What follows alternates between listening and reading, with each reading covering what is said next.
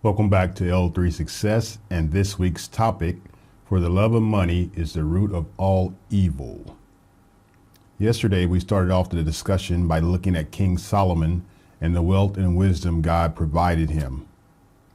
For those of you who are theologically sound, if that's even a word, you will say that wealth and wisdom from God is something that was common in the Old Testament. And I will tell you that you are absolutely correct. No arguments from me on that at all. However, that is not the point I was trying to make yesterday. The point is, all of these people that God blessed were great stewards. They used their wealth wisely, and that's the same thing we should be doing today. Now, we will go further into your individual responsibilities later this week. But today, in this 53rd episode of Lunchtime Recordings, we're going to look at money as a currency or a resource and its true purpose. According to Wayne Grudem in his book, Business for the Glory of God, money is fundamentally good because it is a human invention that sets us apart from the animal kingdom and enables us to subdue the earth by producing from the earth goods and services that bring benefit to others. He went on to say that money enables all of mankind to be productive and enjoy the fruits of that productivity thousands of times more extensively than we could if no human being had money and we just had to barter with each other. So imagine how unfair that would be if we had no currency system. If there was no money, how would we know the value of our possessions? How would we determine whether or not we are getting the best value? And most importantly, how would we be able to know the value of our labor? If everyone got paid the same, whether they did little work or they did a lot of work, why would anyone want to work any harder than the other person? That would surely create a lazy society. That not being the case, and each of us knowing that more money is paid to those with more skill, or for those who work harder on the job, or for those who were wise enough to become, your own boss, as opposed to being an employee for someone else. Now, wait a minute. Let me say this before you demand my head, that I mean no disrespect when I say that.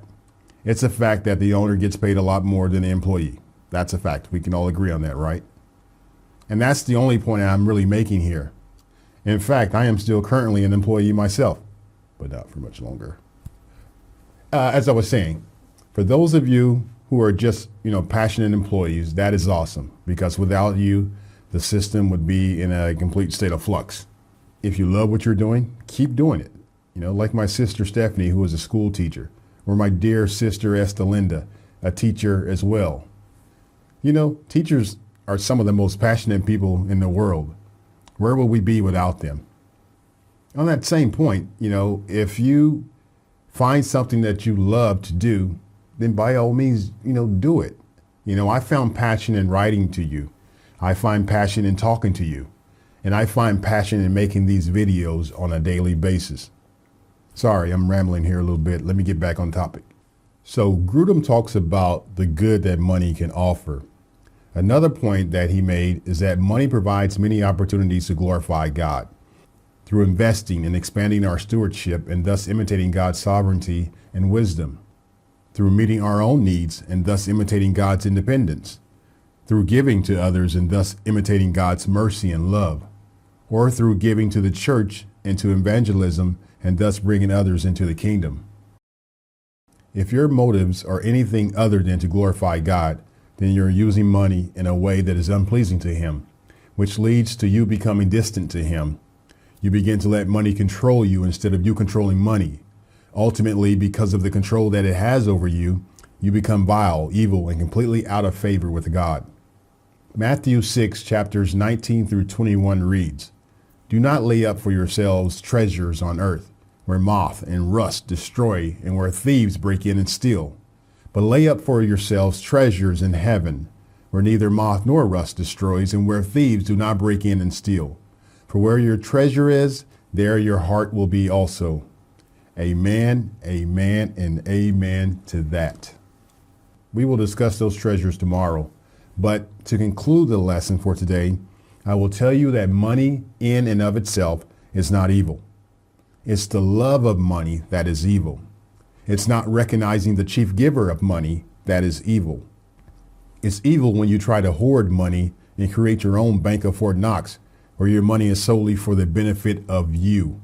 Because as a poor person, you stand a greater chance of getting into heaven than a rich man or woman. Know this. Know this before you begin to pursue wealth. Know what you will do with it. Know how you will use it, and understand that it's a resource that should be used for glorifying God, not alienating yourself from Him. That is the lesson for today. I hope that this lesson was well worth your time, as I know that time is money, in a sense. And I want to make sure that I'm contributing to the good use of your time and using your time wisely. Speaking of contributing, I ask that you please contribute to the conversation wherever you're reading this message. At the very least, please click a like button, a Twitter tweet, a LinkedIn share, if that's what it's called, or a +1 on Google to ensure others have the opportunity to be blessed with this message.